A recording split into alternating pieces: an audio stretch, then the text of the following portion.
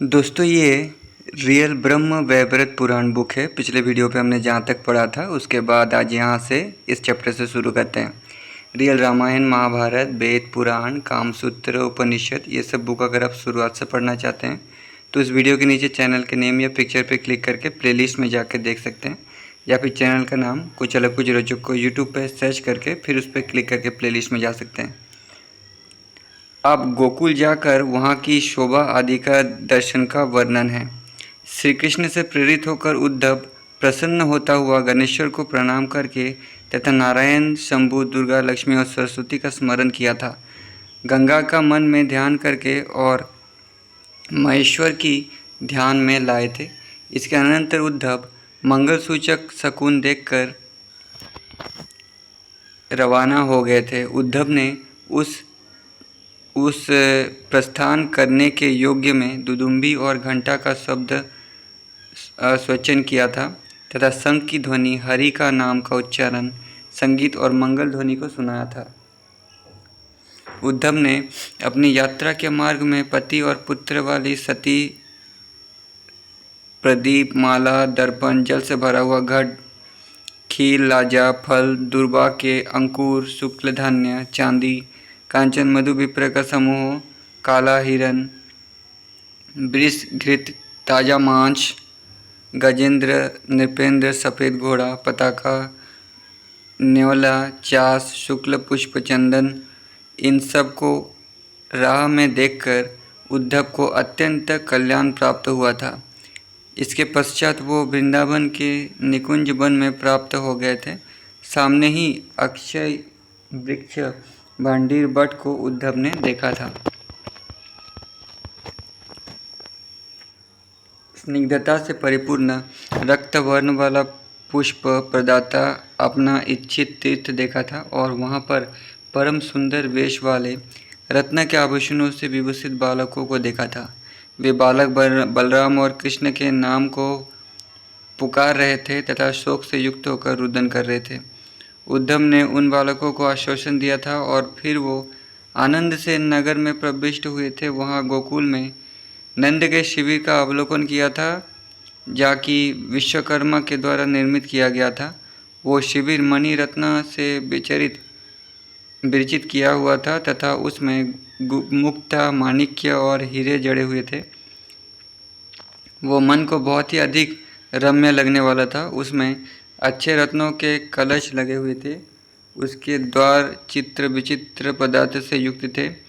इस सब का अवलोकन करते हुए उद्धव ने अंदर प्रवेश किया था। उद्धव अपने रथ से शीघ्र ही अंदर पहुंचकर उतर पड़े और उस नंद भवन के आंगन में संस्थित हो गए थे। वहाँ पर इनको देखते ही यशोदा और रोहिणी आ गई थी। उन्होंने इनसे कुशल पूछा था। फिर इनको आसन, जल, गो और मधुपर्क उन्होंने प्रसन्नता से समर्पित किया था। फिर इसके अनंतर उन्होंने पूछा था, हे उद्धव, ये हमका बिल्कुल सत्य सत्य बताओ कि इस समय नंद कहाँ है और मेरे परम लाडले कृष्ण और बलराम कहाँ पर है। उद्धव ने संपूर्ण कुशल क्रम से कह सुनाया था कि बलराम और कृष्ण के साथ नंद आनंदपूर्वक मथुरा में हैं। नंद कुछ विलंब से यहाँ पर आएंगे क्योंकि वहाँ श्री कृष्ण का उपनयन संस्कार होगा। उस समय तक वे वहाँ पर ही रहेंगे। मैं आप सबका कुशल मंगल जानकर विधिपूर्वक वहाँ चला जाऊँगा। हे यशोदे, मैं अब मथुरा वापस जाऊँगा, अतः अब आप मेरा संदेश सुन लो। यशोदा और रोहिणी दोनों ही ने आनंद के साथ मंगल वार्ता का श्रवण किया था। ब्राह्मण को रत्न, सुवर्ण और इच्छित वस्त्र का दान दिया और उद्धव को अमृत के तुल्य मिष्टान्न का भोजन कराया था। यशोदा ने श्रेष्ठ मणि, रत्न और हीरा उद्धव को दिया था। वाद्य को बजवाया तथा नाना प्रकार के मंगल कृत्य कराए थे।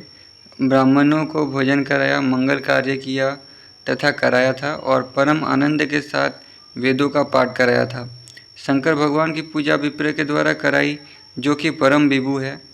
अनेक उपहारों से, नैवेद्य से, पुष्प, धूप और दीपों से, चंदन, वस्त्र, तांबूल, मधु, गव्य और घृताति से श्री वृंदारण्य की अधिष्ठात्री देवी भवानी का पूजन कराया था। उद्धव ने यशोदा, रोहिणी और गोप बालकों को समाश्वासन किया था तथा वृद्धों और गोप बालिकाओं को आश्वासित किया था। फिर सब रासमंडल में चले गए थे। वहाँ आम्र और सैकड़ों कदली के स्तंभों से उपशोभित परम रम्य चंद्रमंडल के समान गोल आकार वाले रासमंडल को देखा था। वो रासमंडल सुस्निग्ध वसनों से, चंदनों के पल्लवों से, पदसूत्रों से, श्रीयुक्त मालाओं के जाल से, दधी लाजा और फलों से, पट्टों से, पुष्पों से, धूप के अंकुरों से और चंदन, अगरू, कस्तूरी और कुमकुम से परिसंस्कृत एवं सुशोभित था। रासमंडल 3 करोड़ गोपिकाओं से घिरा हुआ तथा यत्नपूर्वक सूर्य सुरक्षित था और उसमें परम सुंदर 3 लाख रति मंदिर बने हुए थे। श्री कृष्ण के आगमन से संस्कृत 1 लाख गोपों से वो रासमंडल परिवृत था। इसके पश्चात यमुना को दक्षिण में करके वो उद्धव मालती वन में गया था। इसके अनंतर निर्मच्छन्न करके राधा ने आए हुए विप्र उद्धव को परम हर्षित होते हुए शीघ्र ही अति उत्तम अंदर के भाग में प्रवेश कराया था। अमूल्य रत्न के द्वारा निर्माण वाले उत्तम मंदिर में जाकर उद्धव ने वहाँ सामने चंद्रकला के तुल्य कुहा राधा का दर्शन किया था। वहाँ राधा का स्वरूप सुपक्व पद्म के समान नेत्र से युक्त था। वो शयन किए हुई थी और कृष्ण वियोग के शोक से मूर्छित हो रही थी। रोती हुई रक्त मुख वाली, क्लेश से युक्त और भूषणों का त्याग करने वाली थी।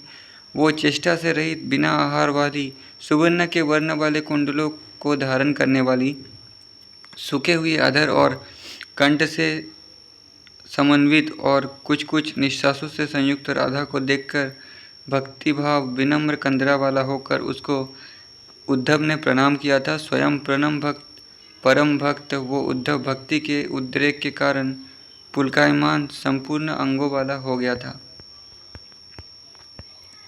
इस अध्याय में राधा और उद्धव के संवाद का निरूपण किया गया है। नारायण ने कहा, राधा का दर्शन करके उद्धव ने जो राधा को स्तुति की थी, उस स्तवन का श्रवण कर राधा ने चेतना की प्राप्ति की थी। राधा ने कृष्ण के ही तुल्य आकार वाले उस उद्धव को अवलोकन करके चिंता से युक्त होते हुए उस उद्धव से कहा। श्री राधिका ने कहा, हे वत्स, आपका क्या नाम है? आपको यहाँ किसने भेजा है? आप कहाँ से आए हैं? और मुझे ये भी बताओ कि आपके यहाँ आने का क्या हेतु है? तुम कृष्ण के ही तुल्य आकृति वाले हो, इसलिए मैं ऐसा समझती हूँ कि तुम कोई कृष्ण के ही पार्षद हो। मुझे आप कृष्ण का और बलराम का इस समय कुशल बताओ। नंद भी इस समय वहाँ पर ही ठहरे हुए हैं, सो उनके वहाँ ठहरने का क्या कारण है, ये भी आप मुझे बताओ। क्या गोविंद इस परम रम्य वृंदावन की निकुंज के वन में फिर लौट कर आएंगे? मैं फिर उनके परम शुभ पूर्ण चंद्र के तुल्य मुख को देखूंगी। मैं फिर उनके साथ क्रीड़ा करूंगी और उसी रास मंडल में उनके साथ मैं रास करूंगी।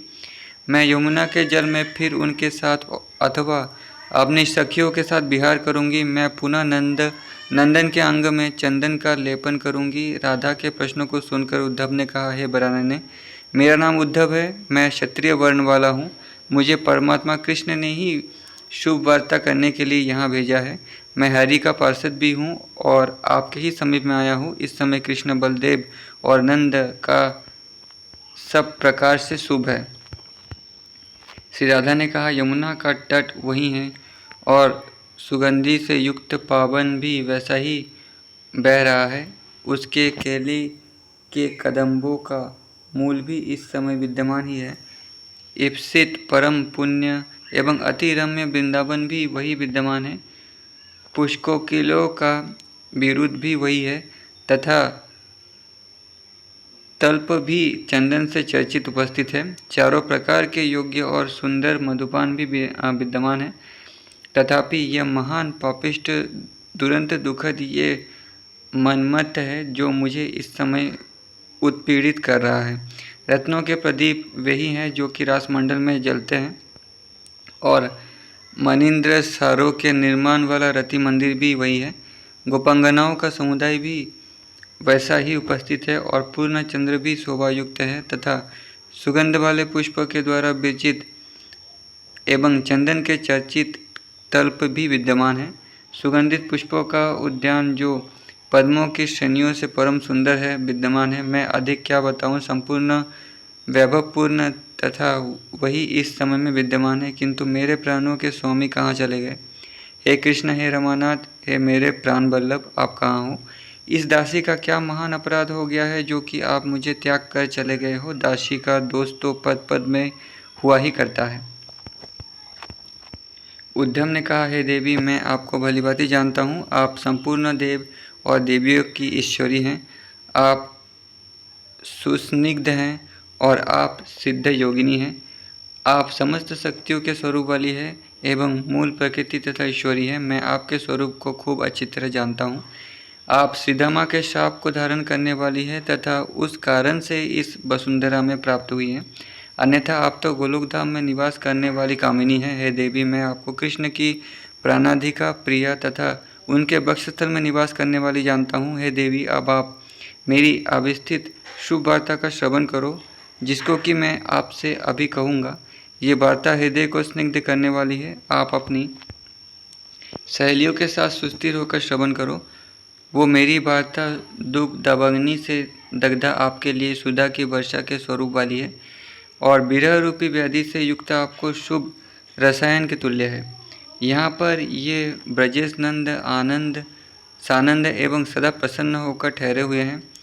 उनको वासुदेव ने कृष्ण के उपनयन संस्कार होने की अवधि तक के लिए निमंत्रित कर लिया है।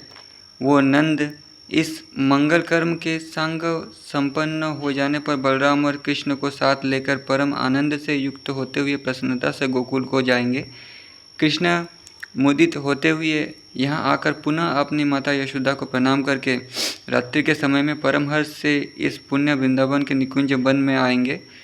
हे सती, आप शीघ्र ही श्री कृष्ण के मुख कमल को देख लेंगी और अब इस संपूर्ण विरह के दुख को त्याग देंगी। हे माता, अब आप सुस्थिर हो जाइए और इस सुदारुण शोक का त्याग कर दो। आप बही के समान शुद्ध वस्त्र धारण करके परम प्रहर्षित हो जाए।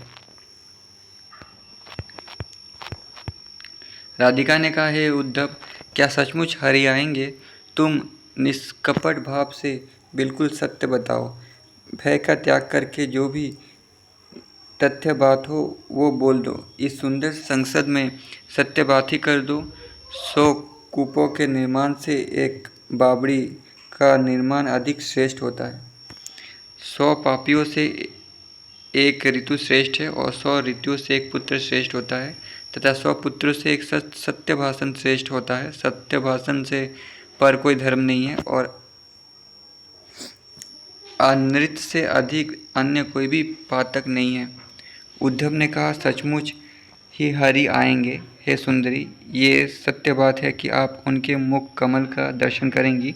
आप निश्चय ही अपने संताप का त्याग कर देंगी जबकि आप हरि के चंद्र मुख को देखेंगी। हे महाभागे, मेरे ही दर्शन से आपका ये विरह ज्वर चला गया है। अब आप नाना प्रकार के सुखों को उपभोग करो और इस दुरत्य चिंता का त्याग कर दो। मैं अब मधुपुरी में जाकर हरि को वहाँ से भिजवा दूंगा। उनका प्रबोध करके फिर अन्य कार्य करेंगे। हे माता, अब आप मुझे विदा कर दो। मैं यहाँ से हरि की सन्निधि में जाऊंगा। वहाँ उनको मैं ये समस्त वृत्तांत यथोचित रूप से कह दूंगा। कृष्ण उद्धव का संवाद। इस अध्याय में कृष्ण उद्धव के संवाद का वर्णन किया गया है। श्री नारायण ने कहा, इसके अनंतर उद्धव शीघ्रता से हर्ष के साथ यशोदा को प्रणाम करके खजूर वन को बाम भाग में करके यमुना के तट पर चला गया था। वहाँ पर ही स्नान और भोजन करके फिर वसुंधरा को चला गया था। वहाँ वट के मूल में एकांत स्थान में स्थित गोविंद का दर्शन किया था। उद्धव को देखकर प्रफुल्ल होते हुए वो मंद मुस्कुराहट के साथ उससे बोले, जो कि उद्धव रुदन करते हुए शोक से दग्ध अश्रुओं से परिपूर्ण नेत्रों वाले और कातर दशा में अवस्थित थे। श्री भगवान ने कहा, हे उद्धव, आओ, कल्याण की बात है। राधा जीवित है, जीवित है। कल्याण से युक्त गोपियाँ विरह के ज्वर से जीवित रह रही हैं। गोप शिशुओं का शुभ है। वत्स का और गो का भी कुशल है ना? मेरी माता यशोदा पुत्र के विरोध से किस प्रकार की हो रही है? हे बंधु, सही सही बताओ, उस समय तुमको देखकर उस माता ने क्या कहा था? तुमने मेरी माता से मेरा संवाद स्वयं कहा था अथवा उसने ही मेरे विषय में कुछ कहा था? तुमने वो यमुना का तट देखा था? क्या तुमने परम पुण्य स्थल वृंदावन का निकुंज वन अवलोकित किया था? वो स्थान कैसा निर्जन है? पवन के कोको के रासमंडल कितना सुरभ्य है, क्या तुमने उसको देखा था? वो रासमंडल कुछ कुटीरों के समूह से कितना सुरभ्य है। वहाँ का क्रीड़ा सरोवर भी अत्यंत रम्य है ना? रासमंडल का पुष्पों का उद्यान एकदम विकसित है और मधुव्रतों से संकल रहा करता है। क्या वे सब तुमने देखे थे? हे उद्धव, भांडीर वन में तुमने क्या वट वृक्ष देखा था जो अत्यंत सुस्निग्ध और बालकों से युक्त रहता है? क्या तुमने वृंदावन में गो का गोष्ठ गोकुल और गोकुल ब्रज को देखा था? यदि वो मेरी प्राणेश्वरी राधा जीवित रह रही है तो उसको तुमने जब देखा तो उसने मेरे विषय में क्या कहा था? हे भाई, उस समस्त वृत्तांत को बतलाओ, मेरा मन आनंदोलित हो रहा है। समस्त गोपांगनाओं ने क्या कहा था? गोप बालकों ने क्या कहा था? गोपों और वृद्ध वर्ग ने, जो कि मेरे पिता के वयस्क हैं, उन्होंने क्या कहा था? बलदेव को माता सती रोहिणी क्या बोली थी? हे तात, अन्य बंधु बल्लभ ने क्या क्या कहा था?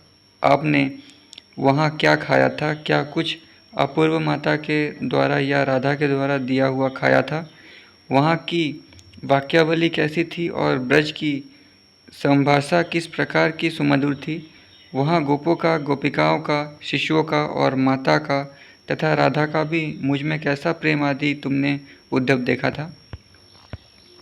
क्या मेरी माता यशोदा मेरा स्मरण करती है? क्या रोहिणी मुझे याद करती है? क्या वो राधा मेरे प्रेम के विरह में बेचैन रहती है? क्या गोपियाँ मेरा स्मरण करती है? क्या गोप और गोपों के बालक मुझे याद किया करते हैं? क्या भांडीर वन के बट वृक्ष के मूल के तले में बालक मेरे बिना क्रीड़ा करते हैं? जिस स्थान पर ब्राह्मणियों के द्वारा सुधा के तुल्य अन्न हमने खाया था, जहाँ की प्रमदा और बालक भी साथ में थे, क्या वो स्थल जो परिस्फित है तुमने देखा था? क्या तुमने इंद्र के याग का स्थल और श्रेष्ठ गोवर्धन पर्वत को अवलोकित किया था? क्या वो उत्तम स्थान तुमने देखा था जहाँ पर ब्रह्मा ने हमारी गौ का हरण किया था? श्री कृष्ण के इस शोक से कहे हुए माधुर्य से परिपूर्ण वचन को सुनकर उद्धव ने सनातन भगवान से कहा था। उद्धव ने कहा, हे नाथ, आपने जो जो भी कहा है वो मैंने सभी देखा है और इच्छा भर कर सबका अवलोकन किया है। मैंने तो इस भारत देश में ही अपना जीवन सफल कर लिया है। मैंने भारत देश के सार स्वरूप उस परम पुण्य स्थल वृंदावन के निकुंज वन को अवलोकन किया है। ब्रजभूमि में उसका भी सार रूप अत्यंत सुरभ्य रासमंडल है जिसको मैंने देखा है। उसमें सारभूत गोलोक के निवास करने वाली श्रेष्ठ गोपिकाएं हैं। उनमें भी परम सार स्वरूपा रसेश्वरी श्री राधा है जिनका मैंने दर्शन प्राप्त किया है। कदली वन के मध्य में अति निर्जन सुहद स्थल में पंकज चंदन से चर्चित सजल पंकज दल में जो सैया थी, उस पर वो अत्यंत ही विषाद से युक्त रत्नों के भूषणों से रहित थी। उनका स्वरूप अत्यंत मलिन था, वो अत्यधिक क्षीण थी और शुक्ल वस्त्र से छादित थी। वहाँ पर वो राधा सखियों के द्वारा निरंतर श्वेत चमरों से सेवित हो रही थी। वो कृश उदर वाली निराहार और क्षण क्षण में श्वास ले रही थी। क्या वो क्षण भर को ही जीवित रहती है अथवा विरह के ज्वर से अत्यंत उत्पीड़ित थी? हे हरे, क्या जल है, क्या स्थल है, कब दिन होता है, किस समय रात होती है, वो पशु को भी नहीं जानती है, फिर पर बांधव को तो क्या जान सकती है। वो राधा ऐसी दशा में है कि उसको बाह्य ज्ञान कुछ भी नहीं है। वो तो केवल आपके ही चरण का ध्यान करती रहती है। वो इस त्रिलोकी में यश से प्रकाशमान है। उसकी मृत्यु भी यश से हो ही सकती है। ज्ञान से हीन दस्युगण भी कभी स्त्री की हत्या करना कहीं चाह करते हैं क्या? हे जगन्नाथ, उस अवस्थित कदली वन में शीघ्र ही जाइए। वो जगतों के बहिर्भूत नहीं है, वो राधा आप में ही परायण है। वो अतीब आपकी भक्त है, उसका त्याग नहीं करना चाहिए। आप प्रभु हैं, आपके द्वारा वो सर्वदा रक्षिता रहनी चाहिए। राधा से पर अन्य कोई भी भक्त नहीं है।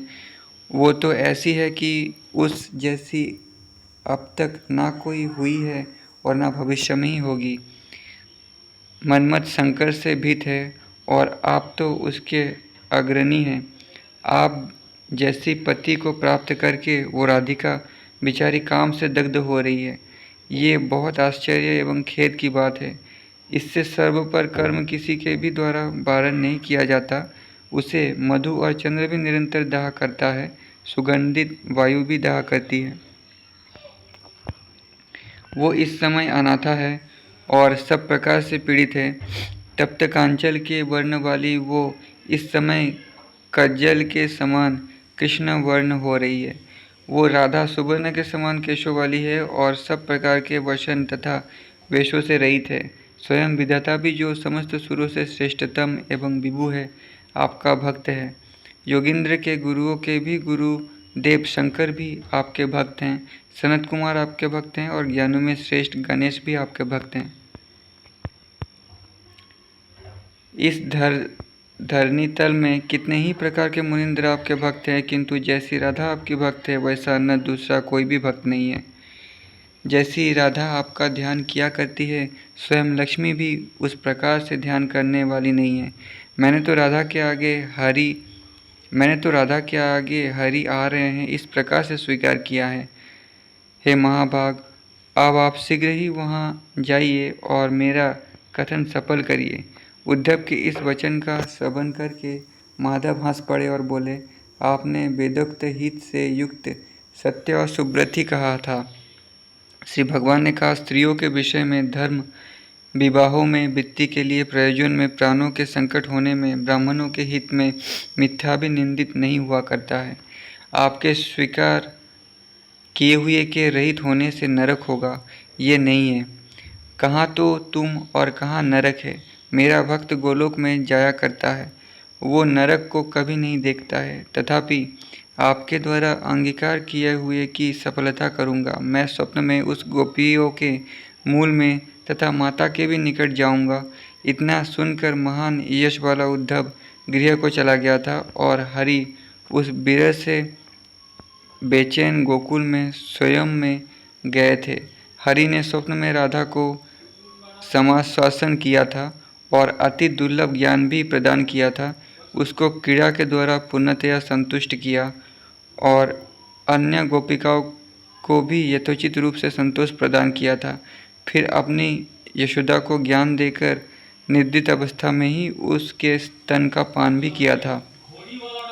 इसका मतलब यह है कि कृष्ण गए नहीं थे, लेकिन यहाँ पे कृष्ण का जो भक्ति है उसको बढ़ाने के लिए थोड़ा सा चमत्कार का सहारा लिया गया है कि कृष्ण सपनों में गए थे। भगवत बधु नयन वर्णनम। इस अध्याय में भगवान के उपनयन संस्कार का वर्णन है।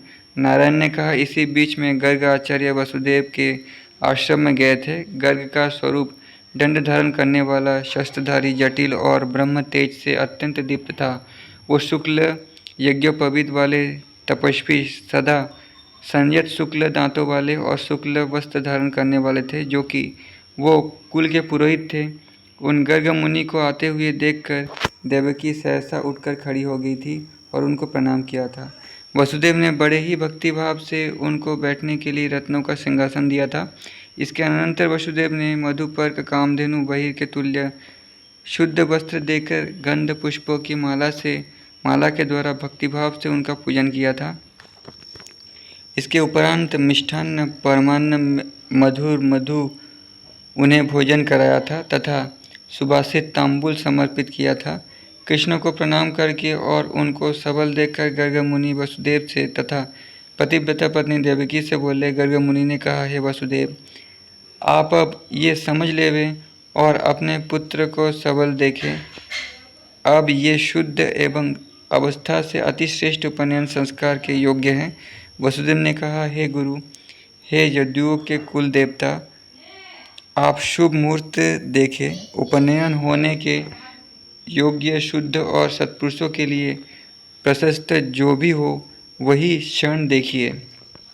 गर्ग मुनि ने कहा, आप अब समस्त अपने बांधवों के लिए आमंत्रण पत्रिकाएं भेज दो। हे वसुपम, हे वसुदेव, अब यत्नपूर्वक आप सब्र सामान एकत्रित करो। परसों का दिन परम शुभ है और यहाँ पर उपनयन संस्कार कराने के लिए तुम योग्य होते हो।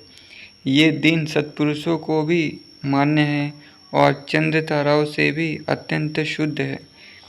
वसुपम वसुदेव ने गर्ग के इस वचन का श्रवण कर अपने सभी बंधुओं को मंगल पत्रिकाओं को भिजवा दिया था। घृत कुल्या, दुग्ध कुल्या, दधि कुल्या, मनोहर मधुकुल्या और समन्वित होकर गुड़ कुल्या प्रकर रूप से की थी। नामोपहारों की राशि, मणि, रत्न, सुवर्ण, अनेक आभूषण, विविध वस्त्र, मुक्ता, माणिक्य और हीरे वहाँ लाए गए थे। श्री कृष्ण ने देवगर्ग को, मुनिंद्र को, सिद्ध के श्रेष्ठ को और भक्तगण को भक्तवत्सल ने मन से तथा भक्ति के भाव से स्मरण किया था। शुभ दिन के समाप्त होने पर वे सभी वहाँ पर आ गए थे। उनमें मुनिंद्र थे, बांधव, देवगण, राजा लोग बहुत से थे। वहाँ उस श्री कृष्ण के उपनयन संस्कार के महोत्सव में देवकन्या, नागकन्या और सब ओर से राजकन्या, विद्याधरी, गंधर्व, वाद्यभांडक आए थे। ब्राह्मण, भिक्षुक, भट्ट, ब्रह्मचारी, सन्यासी, अवधूत और योगी लोग आए थे। अपने बंधुओं की स्त्रियों का समुदाय तथा मातामह, नाना के बंधुओं के समस्त बांधव उस शुभ कर्म में समुपस्थित हुए थे।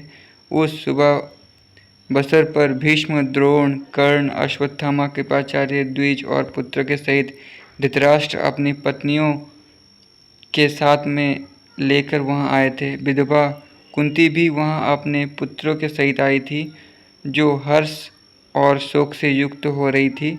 इसके अतिरिक्त अन्य बहुत से अनेक देशों में होने वाले योग्य राजा लोग तथा राजपुत्र भी वहां आए थे।